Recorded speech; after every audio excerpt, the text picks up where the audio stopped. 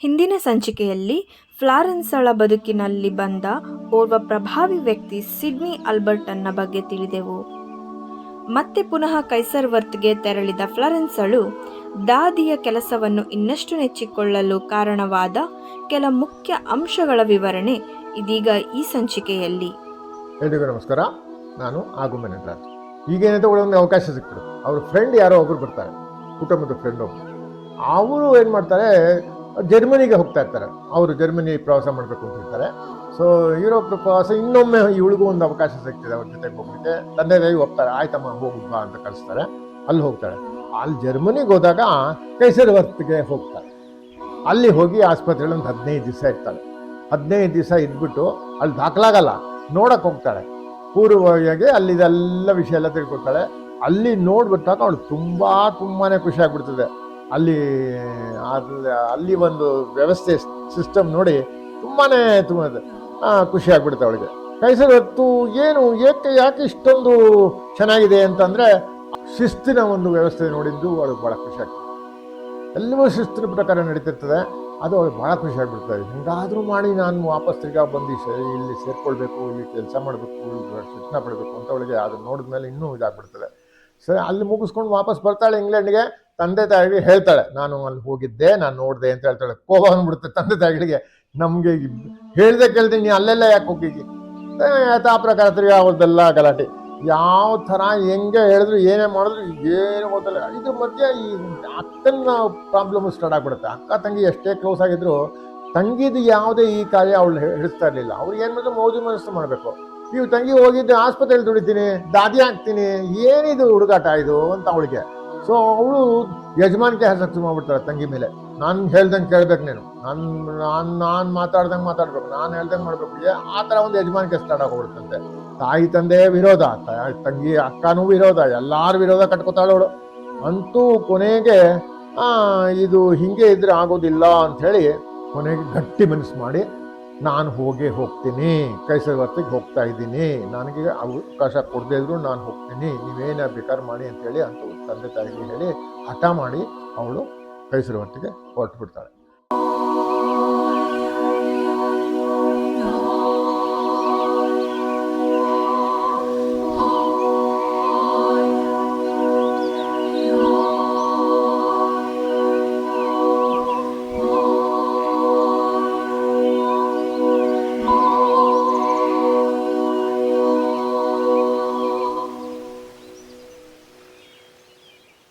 So ಪ್ರಯಾಣ ಬೆಳೆಸ್ತಾಳಂತೆ. ಅಲ್ಲಿ 100 ಹಾಸಿಗೆಗಳ ಆಸ್ಪತ್ರೆ ವಾರಣದಲ್ಲಿ ಒಂದು ಶಿಶುವಾರ ಬೇರೆ ಇರ್ತದಂತೆ. ಅಲ್ಲಿ ಕ್ರಿಶ್ಚಿಯನ್ನರ ಪ್ರಾಯಶ್ಚಿತ್ತ ಕಚೇರಿ ಪೆನಿಚೇರಿ ಕೂಡ ಒಂದಿರ್ತದೆ, ಅನಾಶ್ರಮ ಇರ್ತದಂತೆ. ಅಲ್ಲಿ ಒಂದು ಸಾಮಾನ್ಯ ಶಿಕ್ಷಕರ ಶಾಲೆ ಕೂಡ ಇರ್ತದೆ. ಅದೇ ಇಂಪಾರ್ಟೆಂಟ್, ಶಿಕ್ಷಕರ ಶಾಲೆ. ಇದು ಪ್ರಾಯಶಃ ಪ್ರಪಂಚದಲ್ಲೇ ಇಂತಹ ಒಂದು ಶಾಲೆ ಇರೋದು ಅಪರೂಪ ಅಂತಲೇ ಹೇಳ್ಬೋದು. ಆಗಿನ ಕಾಲಕ್ಕೆ 200 ವರ್ಷದ ಹಿಂದೆ ಅಲ್ಲಿ ಅವಳು ಎಲ್ಲಿದ್ದವಳು, ಅದು ಆಶ್ಚರ್ಯ. ಫ್ಲಾರೆನ್ಸ್ ಅಲ್ಲಿ ಇರಬೇಕು, ಹಾಸ್ಪಿಟ್ಲಲ್ಲಿ ಇರಬೇಕು. ಅವ್ರಿಗೇನು ಈಗಿನ ಕಾಲದ ಥರ ಅಲ್ಲೇನೋ ಹಾಸ್ಪಿಟಲ್ ಫೆಸಿಲಿಟೀಸಲ್ಲಿ ಡಾರ್ಮೆಟರಿ ಇರೋದಿಲ್ಲ ಅಥವಾ ಇಟ್ಟಿರಲಿಲ್ಲ. ಅವ್ರಿಗೆ ಎಲ್ಲಿ ಉಳ್ಕೊಳ್ಳಿಕ್ಕೆ ಸ್ಥಳ ಕೊಟ್ಟರು ಅಂದರೆ ಅಲ್ಲೊಂದು ಅನಾಥಾಲಯ ಇತ್ತಂತೆ. ಅನಾಥಾಲಯದಲ್ಲಿ ನೀನಿರಮ್ಮ, ನೀನು ಅನಾಥಲಾಗಿದ್ಬಿಡು ಅಂತೇಳಿ ಅವ್ರಿಗೆ ಅನಾಥಾಲಯದಲ್ಲಿ ಇರೋಕ್ಕೆ ಬಿಟ್ಬಿಟ್ರಂತೆ. ಅವಳು ಇದ್ಲಂತೆ. ಆಯ್ತಪ್ಪ, ನನಗೇನು ತೊಂದರೆ ಇಲ್ಲ ಅಂತೇಳಿ. ಸೊ ಅಲ್ಲಿ ವೈದ್ಯರೊಂದಿಗೆ ಸಹಕಾರ ಮಾಡ್ಕೊಂಡಂತೆ, ಅನುಭವ ಗಳಿಸಿದಂತೆ. ಶಸ್ತ್ರಚಿಕಿತ್ಸೆ ಮಾಡೋ ಕಾಲದಲ್ಲೂ ತಾನು ವೈದ್ಯರೊಂದಿಗಿದ್ದು ಅವಳ ಕೈ ಚಳಕ ನೋಡಿ ಪರವಶರಾದಂತೆ. ಸೊ ಆಸ್ಪತ್ರೆ ಪ್ರತಿಯೊಂದು ಇಲಾಖೆಯಲ್ಲಿ ಕೆಲಸ ಮಾಡಿ ಅಪಾರ ಅನುಭವ ಗಳಿಸಿದ್ಲಂತೆ. ಸೊ ಇಲ್ಲಿನ ಎಲ್ಲ ವಿಷಯಗಳಲ್ಲಿ ಆಸಕ್ತಿ ತೋರಿಸಲಾಗುತ್ತದೆ ನನಗೆ, ಮತ್ತು ನನ್ನ ದೇಹದ ಮತ್ತು ಮನಸ್ಸಿನ ಸ್ವಾಸ್ಥ್ಯ ಉತ್ತಮಗೊಂಡಿದೆ ಅಂತ ಬರೀತಾಳೆ ಲೆಟರ್ನಲ್ಲಿ. ಈಗ ನನಗೆ ಅರಿವಾಗಿದೆ ಹೇಗೆ ಜೀವಿಸಬೇಕು ಮತ್ತು ಜೀವನವನ್ನು ಪ್ರೀತಿಸಬೇಕು ಅಂತ ಹೇಳ್ಕೊತಾಳೆ. ನನಗೆ ದಿಟವಾಗ್ಲೂ ಈಗ ನಾನು ಜೀವನ ತ್ಯಜಿಸಬೇಕು ಎಂದು ಇಚ್ಛಿಸುವುದು ವ್ಯಥೆ ಎನಿಸುತ್ತದೆ. ಇದಕ್ಕಿಂತ ನನಗೆ ಬೇರೆ ಯಾವುದೇ ಭೂಮಂಡಲ ಬೇಡ, ಯಾವುದೇ ಇತರ ಪ್ರಪಂಚ ಬೇಡ ಅಂತ ಹೇಳ್ಬಿಡ್ತಾಳೆ. ಸೊ ತಾಯಿಗೆ ಪತ್ರ ಬರೀತಾಳೆ, ಅಮ್ಮ ನನಗೆ ಇನ್ಯಾವ ಜೀವನನೂ ಬೇಡ, ಈ ಕೆಲಸನೇ ನನಗೆ ಪರಮೋತ್ತಮವಾದ ಕೆಲಸ, ನನಗೆ ಇನ್ಯಾವುದಲ್ಲೂ ಆಸಕ್ತಿ ಇಲ್ಲ, ಇದೇ ನನ್ನ ಗುರಿ ಅಂತ ತಾಯಿಗೆ ಲೆಟ್ರ್ ಕೂಡ ಬರ್ತಾಕೊಡ್ತಾಳಂತೆ. ಅಂದರೆ ಅವಳಿಗೆ ಈ ಹಿಂದೆನೇ ಹೇಳ್ದಂಗೆ ನಾನೊಬ್ಬ ದೈವ ಸಾಕ್ಷಾತ್ಕಾರ ಪಡೆದು ನಾನು ಸನ್ಯಾಸಿನಿ ಆಗಿ ಒಂದು ಮಠ ಕಟ್ಟು ಆಶ್ರಮ ಕಟ್ಟು ಜೀವನ ಬಿಟ್ಟು ಇರಬೇಕು ಅಂತ ಆಸಕ್ತಿ ಇಲ್ಲ. ಅದಾದಮೇಲೆ ಕರ್ಮಯೋಗ, ಜ್ಞಾನಯೋಗನೂ ಪಡ್ಕೋಬೇಕು, ಕರ್ಮಯೋಗನೂ ಪಡ್ಕೋಬೇಕು, ಯೋಗನೂ ಪಡ್ಬೇಕು, ಎಲ್ಲಾನು ಪಡ್ಕೊಳ್ಬೇಕು. ಅದೆಲ್ಲ ನಾವು ಜೀವನದಲ್ಲಿ ಇರೋ ತನಕ ಅದನ್ನು ಮಾಡ್ತಾ ಹೋಗಬೇಕು. ಆಯಿತು ನಾವು ದೈವ ಸಾಕ್ಷಾತ್ಕಾರ ಆಗ್ಬಿಡ್ತೀರಪ್ಪ ಅಂತ ಹೇಳಿ ನಾವು ಎಷ್ಟೋ ಜನ ಈಗೆಲ್ಲ ಸನ್ಯಾಸಿಗಳೆಲ್ಲ ಹೋಗ್ತಾರಲ್ಲ ಮಠ ಕಟ್ಕೊಂಡ್ಬಿಟ್ಟು, ಆ ಥರ ಇಲ್ಲ. ನಾನು ಜೀವನ ಪರ್ಯಂತ ನಾನು ದುಡಿತೀನಿ, ನಾನು ಪರೋಪಕಾರ ಮಾಡ್ತೀನಿ, ನನ್ನ ಗುರಿ ಏನು ಅದು ಮಾಡಿ ಮುಗಿಸ್ಕೊ ಹೋಗ್ತೀನಿ ಅಂತ ಅದು ಮಾಡ್ತಾಳೆ ಅಂತ ಹೇಳಕ್ಕೆ. ಅಲ್ಲಿ ಕೈಸರ ಹೊತ್ತಲ್ಲಿ ಇನ್ನೊಂದು ಅವಳು ದೇವರ ಪ್ರಾರ್ಥನೆಗೆ ಅಲ್ಲಿ ಒತ್ತ ಕೊಡ್ತಾಳೆ ಅಂತೇಳಿ ಅದು ಜ್ಞಾಪಿಸ್ಕೊಂಡು ಅವಳು ಹೇಳ್ತಾಳೆ ಅಂತ. ಪ್ರಾರ್ಥನೆ ಎಷ್ಟು ಬಹಳ ಬಹಳ ಇಂಪಾರ್ಟೆಂಟ್ ಅನ್ನೋದಕ್ಕೆ ಅವಳು ಬರೀತಾಳೆ. ಅವಳು ಗಟ್ಟಿಯಾಗಿ, ಯಾರ ಭಯವಿಲ್ಲದೆ, ಯಾವ ಆಧಾರವಿಲ್ಲದೆ, ಗ್ರಂಥಗಳನ್ನು ನೋಡದೆ, ಸ್ವಸಹಾಯದಿಂದ ಮನಪೂರ್ವಕವಾಗಿ ಪ್ರಾರ್ಥನೆ ಮಾಡುವುದನ್ನು ಕಲಿಸಿದ್ದನ್ನು ಇವಳು ಪಾಲಿಸ್ತಾಳೆ. ಪ್ರಾರ್ಥನೆ ಮಾಡುವುದಂದರೆ ಮನಪೂರ್ವಕವಾಗಿ ಗಟ್ಟಿಯಾಗಿ, ಯಾರ ಭಯ, ಯಾವ ಆಧಾರ ಇಲ್ಲ, ಏನೂ ಇಲ್ಲ, ಯಾವ ಗ್ರಂಥನೂ ನೋಡಬೇಡ ನೀನು ಅಂದರೆ ಮನಪೂರ್ವಕವಾಗಿ ನಿನ್ನ ಮನಸ್ಸಲ್ಲಿ ಇದ್ದಿದ್ದನ್ನ ಪ್ರಾರ್ಥನೆಯಾಗಿ ದೇವರನ್ನ ಬಗ್ಗೆ ಆಗಲಿ ಯಾರ ಬಗ್ಗೆ ಆಗಲಿ ಪ್ರಾರ್ಥಿಸುತ್ತಾರಲ್ಲ ಅದು ಕಲ್ತ್ಕೊಳ್ತಾಳಂತ, ಅದರ ಅನುಭವ ಪಡ್ಕೊತಾಳಂತ ಅವಳು.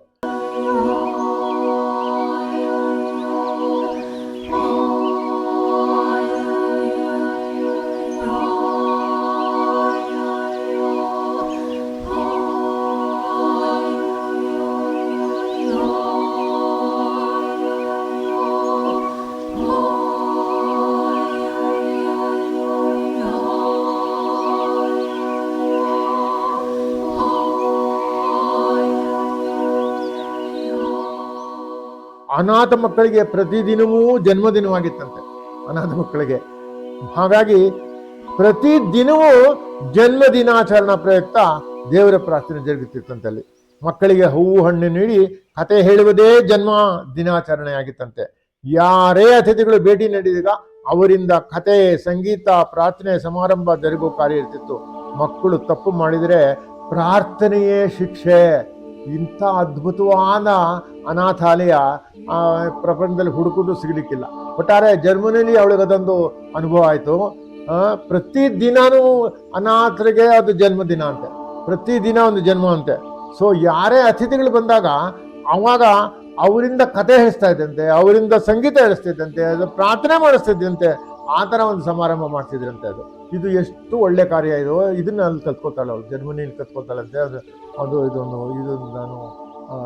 ನಾವು ಕೂಡ ಇದನ್ನ ಇಲ್ಲಿ ನಾವು ಮಾಡಬೇಕು ಅಥವಾ ಅನುಷ್ಠಾನಕ್ಕೆ ತರಬೇಕು ಅಂತ ಅನ್ಕೋತೀನಿ. ಸೊ ಅಂತೂ ಸಂಪೂರ್ಣ ಸುಖ ಅನುಭವಿಸ್ಬಿಡ್ತಾರೆ ಅಂತ. ಕೊನೆ ಶಿಕ್ಷಣ ಮುಗಿಸಿದಾಗ ಅಮೃತಾನ ಆನಂದ ಅನುಭವಿಸಿದ್ರು ಅಂತ ಹೇಳಲಾಗಿದೆ. ಅವಳ ಹೃದಯ ಉಕ್ಕಿ ಹರಿಯುತ್ತಂತೆ. ಸಂತೋಷ ತನ್ನ ತಾಯಿಯಿಂದ ಹಂಚಿಕೊಳ್ಳಲು ಕೊನೆ ಬಾರಿಗೆ ತಾಯಿಗೆ ಪತ್ರವನ್ನು ಬರೀತಾಳಂತೆ. ಪತ್ರದಲ್ಲಿ ತಾಯಿಯನ್ನು ಈ ರೀತಿ ಬೇಡ್ಕೋತಾಳಂತೆ. ನನಗೆ ಸಮಯ ನೀಡು, ನನಗೆ ವಿಶ್ವಾಸ ನೀಡು, ನನ್ನ ಮೇಲೆ ವಿಶ್ವಾಸವಿಡು, ನನಗೆ ಸಹಾಯ ಮಾಡು, ನನಗೆ ಹೇಳು, ನನ್ನಲ್ಲಿರುವ ಈ ಆತ್ಮವನ್ನು, ಅದರ ಆದೇಶಗಳನ್ನು ಪಾಲಿಸು. ನನ್ನ ಪ್ರೀತಿಯ ಬಂಧುಗಳೇ, ನಿಮ್ಮನ್ನು ಸಂಕಟಕ್ಕೆ ಈಡು ಮಾಡಲಾರೆ, ನಿನ್ನ ಆಶೀರ್ವಾದವನ್ನು ನನಗೆ ನೀಡು ಅಂತ ತಾಯಿಗೆ ಪಾಪ ಪತ್ರ ಬರೆದು ಬೇಡ್ಕೊತಾಳಂತ. ಅದು ಕೊನೆಯ ಪತ್ರ ಅಂತ. ಫ್ಲಾರೆನ್ಸ್ ಪತ್ರಕ್ಕೆ ಅವಳ ಪರಿಪರಿಯ ಕೋರಿಕೆಗೆ, ಬೇಡಿಕೆಗೆ ಯಾವ ಉತ್ತರನೂ ನೀಡಿದಂತೆ. ಫ್ಲಾರೆನ್ಸ್ ಮುಂದೆ ಎಂದೂ ಅವರಿಗೆ ಯಾವುದೇ ರೀತಿಲೂ ಬೇಡಕ್ಕೆ ಹೋಗ್ಲಿರಂತೆ, ಬೇಡಿಕೆ ಪತ್ರ ಬರೆಯೋದಾಗಲಿ ಏನು ಮಾಡೋಕ್ಕೆ ಹೋಗ್ಲಿರಂತೆ. ಇದೇ ಕೊನೆಯ ಪತ್ರ ಅಂತ ಹೇಳ್ತಾ ಇದ್ವಿ. ಸೊ ಅಲ್ಲಿಂದ ಬಂದರೆ ವಾಪಸ್ ಬರ್ತಾಳೆ. ಅವಳು ವಾಪಸ್ ಬಂದಾಗ ಬಂದೀಖಾನೆಯಿಂದ ಹೊರಬಿದ್ದ ಖೈದಿಯಂತೆ ಅವಳನ್ನು ಬರಮಾಡಿಕೊಳ್ಳಾಯಿತು ಅಂತ ಬಂದಿದ್ದಾಳೆ. ಅವಳು ತಪ್ಪಿತಸ್ಥಳೆ ಅಂತ ಒಂದು ಅಪರಾಧಿ ಅಂತ ನೋಡ್ಕೊಂಡಂತೆ. ಇದೇ ಮನಸ್ಥಿತಿಯಲ್ಲಿ ಎಲ್ಲರೂ ಬಂದರೂ ಫ್ಲಾರೆನ್ಸ್ ದಾರಿ ಉದ್ದಕ್ಕೂ ಚಿಂತನೆ ಮಾಡಿಕೊಂಡೇ ಬಂದಂತೆ.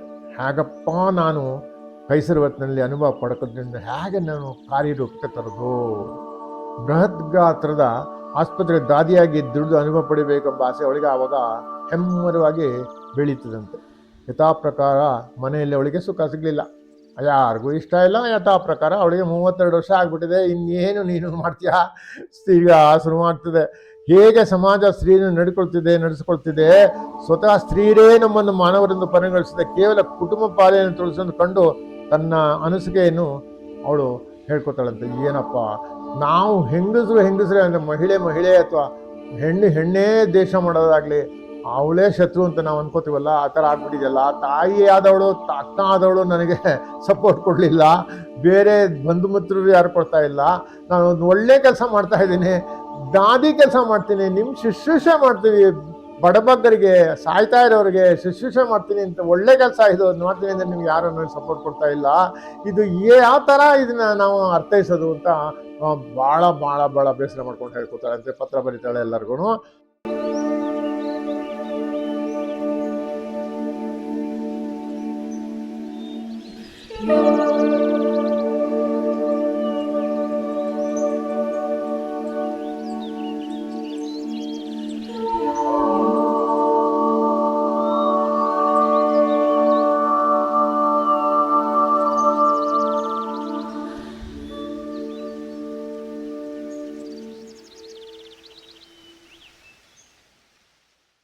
ಇದೇ ಟೈಮ್ನಲ್ಲಿ ಅವಳು ಒಂದು ಅದ್ಭುತವಾದ ಒಂದು ವಿಚಾರ ಕೊಡ್ತಾಳೆ. ಅವಳು ಅದನ್ನು ಹೇಳಕ್ಕೆ ಇಷ್ಟಪಡ್ತೇನೆ. ಇಂಗ್ಲೆಂಡ್ನಲ್ಲಿ ಮಹಿಳೆಯರ ಸ್ವಭಾವದ ಬಗ್ಗೆ ಇರುವ ಭಾವನೆ, ನಂಬಿಕೆಗಳನ್ನು ಒಂದು ಬಗೆಯ ಅಂಧಶ್ರದ್ಧೆ ಅಂತ ಕರೀತಾರಂತೆ. ವಿವಾಹ ಆದಮೇಲೆ ಕುಟುಂಬದ ಸದಸ್ಯರಾಗಿ ಮಕ್ಕಳನ್ನು ಹೆತ್ತು ವೃದ್ಧ ಬಂಧು ಬೆಳಗುವನ್ನು ಕಾಪಾಡುವ ಕಾರ್ಯ ಮಾಡೋದನ್ನು ಬಿಟ್ಟರೆ ಇತರ ಯಾವುದೇ ಕೆಲಸ ಕಾರ್ಯ ಮಾಡುವ ಸ್ವಾತಂತ್ರ್ಯ ಅಥವಾ ಅವರ ಆಸೆ ಈಡೇರಿಸುವ ಸ್ವಾತಂತ್ರ್ಯ ಇರುವುದನ್ನು ಖಂಡಿಸ್ತಾಳಂತೆ. ಕುಟುಂಬದ ನಿರ್ವಹಣೆ ಒಂದು ಅಂಧಶ್ರದ್ಧೆಯಾಗಿ ಮಹಿಳೆಗೆ ಯಾವ ತರಹದ ಕರ್ತವ್ಯ, ಹಕ್ಕು, ಸುಖ ದೊರಕುವುದು ಬೇಕಾಗಿಲ್ಲ ಎಂಬ ತತ್ವ ಎಷ್ಟು ಅಸಹನೀಯ. ಆದರೆ ಈ ತರಹದ ಅಂಧಶ್ರದ್ಧೆ, ಈ ಸ್ಥಿತಿ, ಈ ಮನೋಭಾವನೆ ಕೇವಲ ಮೇಲು ತರಗತಿಯ ಕುಟುಂಬ ವರ್ಗದಲ್ಲಿ ಕಾಣಬರುವುದನ್ನು ಫ್ಲಾರೆನ್ಸ್ ಗುರುತಿಸ್ತಾಳೆ. ಈ ಮೇಲು ವರ್ಗದವರು ಕೆಳವರ್ಗದವರಿಂದ ಹೆಚ್ಚಾಗಿ ಮಧ್ಯಮ ವರ್ಗದವರ ಮನೋಭಾವವನ್ನು ಹೊಂದಿರುತ್ತಾರೆ ಎಂದು ಫ್ಲಾರೆನ್ಸ್ ಅವರನ್ನು ಹೀಯಾಳಿಸ್ತಾಳಂತೆ. ಯಾವುದೇ ವರ್ಗದ ಕುಟುಂಬದ ಒಬ್ಬ ಮಹಿಳೆ ಇತರ ಸದಸ್ಯರಿಗೋಸ್ಕರ ದುಡಿದು ಅವರನ್ನು ಸಾಕುವ ಹೊಣೆ ಹೊತ್ತಿರುವುದರಲ್ಲಿ ಯಾವ ಮಧ್ಯಮ ವರ್ಗದವರ ರಕ್ಷಣೆ ಕಾಣುವುದಿಲ್ಲ. ಮೇಲ್ವರ್ಗದ ಕುಟುಂಬದ ಮಹಿಳೆಯರನ್ನು ಗುಲಾಮರ ರೀತಿಯಲ್ಲಿ ಯಾವ ತರವಾದ ಹಕ್ಕು, ಬಾಧ್ಯತೆ, ಸುಖಗಳನ್ನು ನೀಡದೆ ನೋಡಿಕೊಳ್ಳುವುದು ಒಂದು ರೀತಿಯ ಮಧ್ಯಮ ವರ್ಗದ ರೀತಿ ಆಗಿದೆ ಎಂದು ಸಾರಿದಳು. ಮಹಿಳೆಯ ನಿಸ್ವಾರ್ಥತೆ ನೋಡಿ, ಇದು ಬಹಳ ಚೆನ್ನಾಗಿದೆ. ಇದಕ್ಕೆ ಹೇಳಕ್ಕೆ ಇಷ್ಟಪಡ್ತೀನಿ, ಇದಕ್ಕೆ ಓದಕ್ಕೆ ಇಷ್ಟಪಡ್ತೀನಿ. ಆಗಿನ ಕಾಲದಲ್ಲೇ ಅವಳು 200 ವರ್ಷ ಹಿಂದೆನೇ ಫ್ಲಾರೆನ್ಸ್ ನೈಟಿಂಗೇಲ್ ಯಾವ ಥರ ವಿವರಣೆ ಕೊಟ್ಟಳು, ಯಾವ ಥರ ಅವಳು ವಿಶ್ಲೇಷಣೆ ಮಾಡಿದ್ಲು ಮಹಿಳೆಯರ ಬಗ್ಗೆ ಅಂತ ಭಾಳ ಚೆನ್ನಾಗಿ ಅದ್ಭುತವಾಗಿ ಬರ್ತಿದ್ದಾಳೆ.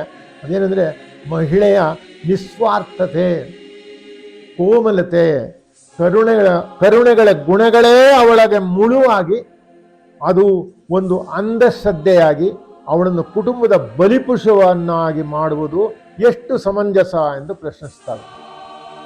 ಅಂತಹ ಬಲಿದಾನದಿಂದ ಒಂದು ವೃತ್ತಿ ಗತಿಗೇಡಾಗುತ್ತದೆ, ಮೇಧಾವಿತನ ಹಾಳುಗೆಡುತ್ತದೆ. ಎಲ್ಲ ಯಾವ ಫಲಕ್ಕೋಸ್ಕರ? ಇದು ಅವಳ ಒಂದು ಅದ್ಭುತವಾದ ವಿವರಣೆ. ಮಹಿಳೆಯರ ಶೋಷಣೆ ಹೇಗೆ ನಡೀತದೆ, ಅದು ಇಂದಿಗೂ ನಡೀತಾ ಇದೆ. ಭಾರತದಲ್ಲಂತ ನಮ್ಮ ಮೊದಲಿಂದನೂ ಎಲ್ಲ ಕುಟುಂಬದಲ್ಲೂ ಮಹಿಳೆಯರು ಯಾವ ಥರ ಎಷ್ಟು ಕಷ್ಟಪಟ್ಟಿದೆ ಅಂತ ಗೊತ್ತೇ ಇದೆ. ನಮ್ಮ ತಾಯಿ ಕೂಡ ಅಷ್ಟೇ ಕಡೆ ಬೆಳಗ್ಗೆ 5 ಗಂಟೆಗೆ ಇದ್ದರೆ ರಾತ್ರಿ 12 ಗಂಟೆ ದುಡಿತಿದ್ರು. ಒಂದು 6 ಜನ ಮಕ್ಕಳು ನಾವು ಸಾಕ್ತಾ ಇದ್ದರು. ಇದು ವೈಯಕ್ತಿಕ ವಿಷಯ, ಅದು ಎಲ್ಲರ ಮನೆ ಎಲ್ಲ ಕುಟುಂಬದಲ್ಲಿದೆ. ಮಹಿಳೆಯರು, ಭಾರತೀಯ ಮಹಿಳೆ, ಅದರಲ್ಲೂ ಹಿಂದೂ ಮಹಿಳೆಯರು ಎಷ್ಟು ಕಷ್ಟಪಟ್ಟಿದ್ದಾರೆ, ಮಕ್ಕಳಿಗೋಸ್ಕರ ಎಷ್ಟು ದುಡಿದಿದ್ದಾರೆ, ಯಾವ ಥರ ಅವರು ಅವರ ಜೀವನ ಸಾಗಿಸಿದ್ದಾರೆ ಅನ್ನೋದನ್ನ ನಮಗೂ ಗೊತ್ತಿದೆ, ಎಲ್ಲರಿಗೂ ಗೊತ್ತಿದೆ. ಅದನ್ನು ಅವಳು ಆವಾಗಲೇ 200 ವರ್ಷದಿಂದ ಇಂಗ್ಲೆಂಡ್ನಲ್ಲಿ ಕೂಡ ನಡೀತಿದೆ. ಅಂದರೆ ಜಗತ್ತಿನ ಎಲ್ಲ ಕಡೆನೂ ಮಹಿಳೆಯರ ಶೋಷಣೆ ನಡೆದಿದೆ. ಅದು ಇವೊಂದಿಗೂ ಅದು ನಡೀತಾನೆ ಇದೆ, ಅದಿಲ್ಲ ಅಂತ ಹೇಳಲಿಕ್ಕಾಗೋದೇ ಇಲ್ಲ.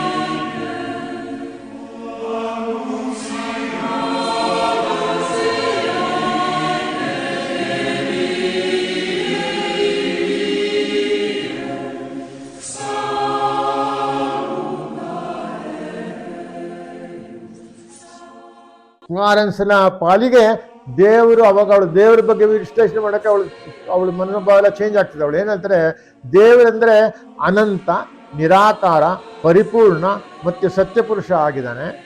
ಕ್ರಿಸ್ತ ಮತದ ಮೋಕ್ಷ ಪಾಪ ವಿಮೋಚನೆ ಮತ್ತು ಕ್ರಿಸ್ತನ ಪುನರುತ್ಥಾನದ ಬಗ್ಗೆ ಚಕಾರ ಎತ್ತಿಲ್ಲ. ಅವಳಿಗೇನು ವಿರೋಧ ಮಾಡಲಿಲ್ಲ. ಅವಳು ಕ್ರಿಸ್ತನ ಮೂರ್ತಿಯೆಡೆಗೆ ಅವಳು ಆಕರ್ಷಿತಳಾಗಲಿಲ್ಲ.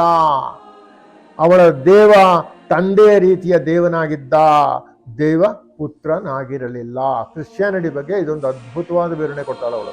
ಈ ಅದ್ಭುತವಾದ ಆಚರಣೆ ಮಾಡ್ತಾಳೆ ಅವಳು ಐಡಲ್ ವರ್ಷಪ್ ಮಾಡಕ್ಕೆ ಹೋಗಲಿಲ್ಲ. ಅವನು ಕ್ರಿಸ್ತ ತಂದೆ ಥರ ದೇವನಾಗಿದ್ದೇ ಹೊರತು ಅವನು ಖಂಡಿತ ದೇವಪುತ್ರ ಆಗಿಲ್ಲ. ಸನ್ ಆಫ್ ಗಾಡ್ ಅಂತ ಅವಳೆಲ್ಲ ಪ್ರೀತಿ ಮಾಡ್ತಾರಲ್ಲ, ಅವರೆಲ್ಲ ಪೂಜಿಸ್ತಾರಲ್ಲ, ಅದನ್ನು ನಂಬಲಿಲ್ಲ ಅವಳು. ಚರ್ಚಿನಲ್ಲಿ ಅವಳು ಮುಂದೆನೂ ಕೂಡ ಚರ್ಚಿನ ವಿಷಯ ಬರೋದೇ ಇಲ್ಲ. ಅವಳು ಚರ್ಚಿಗೆ ಹೋಗೋದಾಗಲಿ ಪ್ರಾರ್ಥನೆ ಮಾಡೋದಾಗಲಿ ಬರೋದಿಲ್ಲ. ಅವಳು ಮನೇಲೇ ಅವಳು ಪ್ರಾರ್ಥನೆಗೆ ಭಾಳ ಭಾಳ ಭಾಳ ಪ್ರಾಶಸ್ತ್ಯ ಕೊಡ್ತಾಳೆ. ಹಿಂದೇನು ಅದನ್ನ ಬಗ್ಗೆ ಮಾತಾಡಿದ್ದೀನಿ.